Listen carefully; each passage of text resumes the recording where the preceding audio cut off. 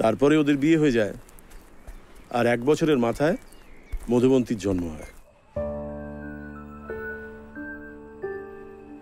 বাবার একটা অদ্ভুত ব্যাপার ছিল জানো, বাবা বিভিন্ন সময় এই নানান সব গ্রাম থেকে দুস্থ ছেলে মেয়েদের নিয়ে এসে আমাদের হাভেলিতে আশ্রয় দিয়েছিলেন। কত ভালো। মধুবন্তীর জন্মের সময়ই পাশের গ্রামে বন্যায় ভেসে যাওয়া বাচ্চা ছেলে মেয়েদের নিয়ে বাবা হাভেলিতে এসেছিলেন। তাদের মধ্যে হেমন্ত, রামনিধি, ললিত, রোহিণী আর আমিও ছিলাম। অন্নপ্রাশনের অনুষ্ঠানে বাবা আমাদের সবার নামকরণ করেন। সেই অনুষ্ঠানে আমাদের সবাইকে নাকি এক একটা যন্ত্র বেছে নিতে দেওয়া হয়েছিল। আমি ধরেছিলাম শরৎ, ললিত বাঁশি, রামনিধি সারেঙ্গি, হেমন্ত সেতার, মধুবন্তী আর রোহিণী তানপুরা।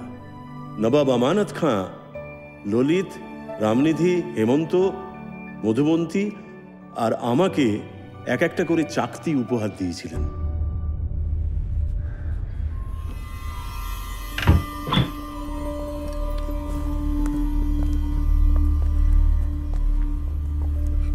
শ্রুতি, এটা আমার আর এটা রঞ্জনের।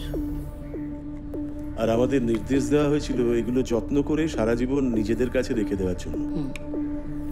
আচ্ছা গুরুমা, আপনাদের সবাইকে এই চাকতিগুলো উপহার দেওয়া হলো, মাকে দেওয়া হয়নি কেন?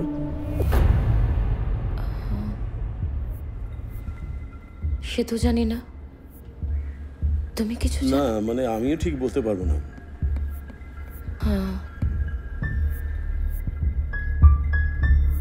গুরুমার চাকতিতে রুদ্রবীণা,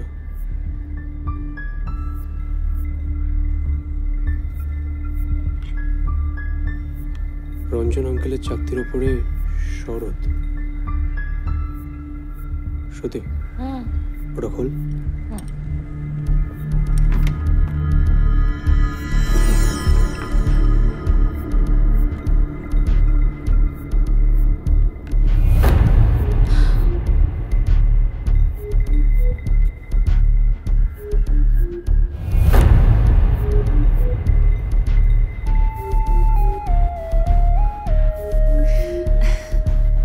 এ তো পুরো পারফেক্টলি ফিট করে গেল।